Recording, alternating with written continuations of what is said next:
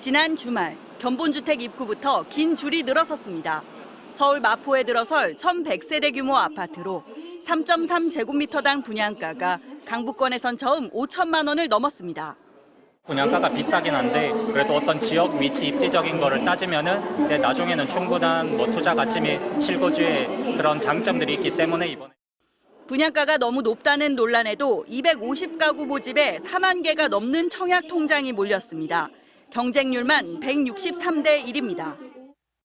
공사비가 많이 올라가지고 앞으로도 좀 오를 것 같기도 하고 내릴 것보다는 오를 가능성이 높아서. 역시 고분양가 논란이 일던 경기도 성남의 3,500세대 규모 아파트도 막상 뚜껑을 열어보니 30대 1의 경쟁률로 1순위에서 접수가 마감됐습니다. 분양가 상한제가 적용돼 주변 시세보다 싸다고 평가받은 경기도 과천의 한 단지에는 무려 10만 명이 넘게 몰려 228대 1의 경쟁률을 기록했습니다. 반면 수도권을 빼면 상황은 정반대입니다. 같은 날 부산과 울산, 강원 등 3개 단지는 대규모 미달로 2순위 접수에 들어갔습니다. 미분양 물량이 쌓인 지역에서 신규 분양은 아예 찬바람을 맞는 겁니다. 지난 5월 기준 전국 미분양 주택은 7만 2천여 가구로 수도권을 제외한 지방이 80%를 차지했습니다.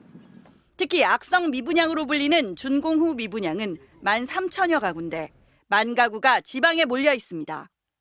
지방 분양 시장은 미분양이 소진되지 않고서는 전년보다 낮아진 청약 수요의 움직임을 변화시킬 만한 동력이 아직은 좀 부족하다고 보여지고요.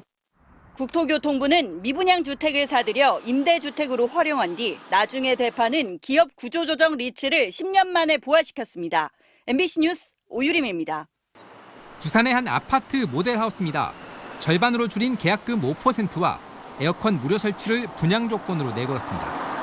쌓여있는 미분양 물량을 해소하기 위해서입니다. 수영구의 한 아파트입니다. 분양 당시 부산 평당 최고가로 관심을 모았지만 높은 분양가에 미분양이 속출했습니다. 부산시 자료에 따르면 294세대를 분양했지만 지난 4월 말 기준 계약자가 단 한 명도 없습니다. 한 달여 사이에 판매된 실적에는 좀 분위기가 좀 달라진 게 혹시 있는지요? 저희 그런 부분은 제가 지금 말씀을 드릴 수가 없고요. 부산의 분양시장이 얼어붙으면서 지난 4월 말 기준 부산의 미분양 주택은 4,566세대, 넉 달 만에 50% 넘게 증가했습니다. 이 가운데 악성으로 분류되는 준공뒤 미분양은 1,152세대, 지난 2014년 이후 10년 만에 최고치입니다. 고금리의 경기 침체가 이어지는 데다 분양 가격마저 크게 높아지면서 신규 주택 수요가 줄어든 겁니다. 고금리부터 시작해서 경기 불안, 그래서 주택 가격이 미래에 상승하기가 힘들 것 같다는 불안감도 있을 거고, 거기에 또 분양가가 지금 상당히 많이 올랐잖아요. 그래서 지금 새 아파트를 사기가 부담스러운 상황이다. 이처럼 미분양 물량은 쌓이고 있지만 공사비 폭등과 고금리 탓에 최근 분양에 나선 주요 단지들의 분양가 역시 평당 3천만 원대를 넘어서고 있습니다. MBC 뉴스 박준호입니다. 지난해 8천만 원 할인 분양으로 떠들썩했던 광양의 한 아파트. 당시 건설사는 앞으로 할인 분양을 하지 않겠다는 약속과 함께 입주민에게 사과했습니다. 저희가 뭐 할인 분양을 하겠다는 건 아니고 저희도 이제 지금 남아있는 물건인데 이걸 처분하는 방법에 대해서는 입주자 대표회의하고 입주자들이 손에 안 대는 선에서 합의점을 좀 찾아서. 논란 이후 7개월 만에 아파트를 찾아가 봤습니다.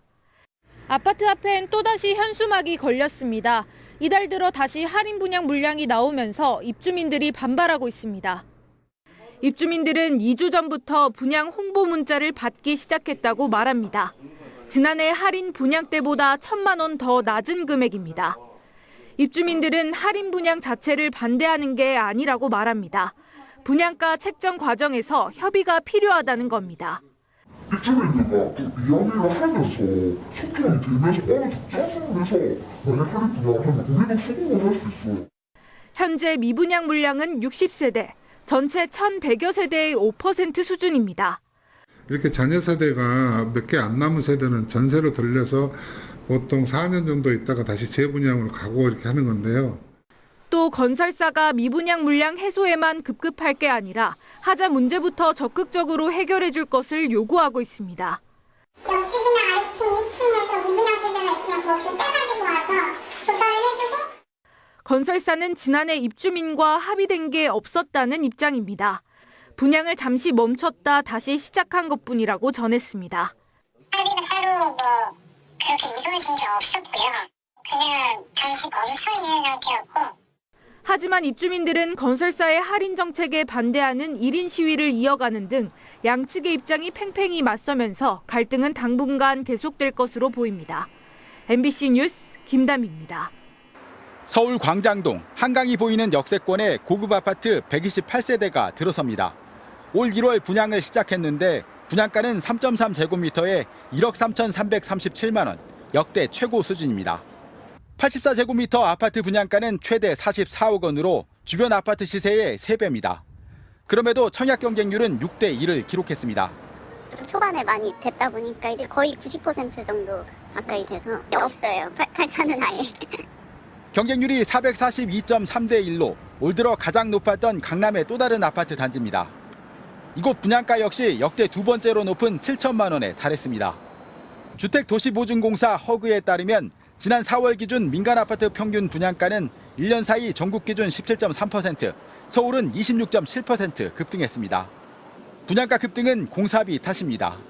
해외에서 들어오는 원자재 값이 천정부지로 올라간 원인이고요. 또 한 번 올라간 그 원자재 값은 내려오지 않습니다. 저는 여기에 이제 그 인건비도 올라가고 고분양가에도 청약이 몰리는 건 새 아파트에 대한 수요가 크고 서울에선 집값이 분양가보단 떨어지지 않을 것이란 기대감도 작용한 것으로 보입니다. 이 때문에 지난해 고분양가 논란으로 계약 포기가 잇따랐던 상도동의 한 아파트 단지도 지금은 계약이 90% 넘게 마무리됐습니다. 지금 이제 5구 타입 같은 경우는 마감이고 7사 타입은 이제 임의 공급 계약 취소분 한 3-4개 정도 있고요. 그렇다고 계속된 분양가 상승을 방치하는 것은 문제입니다. 건설사들이 공사비를 이유로 신규 착공에 나서지 않으면서 향후 3년간 공급 물량이 크게 줄어들 것으로 예상되기 때문입니다. 이는 집값을 안정화하려는 정부의 부동산 연착륙 대책에도 영향을 미칠 수 있다는 우려가 나오고 있습니다. MBC 뉴스 박찬현입니다.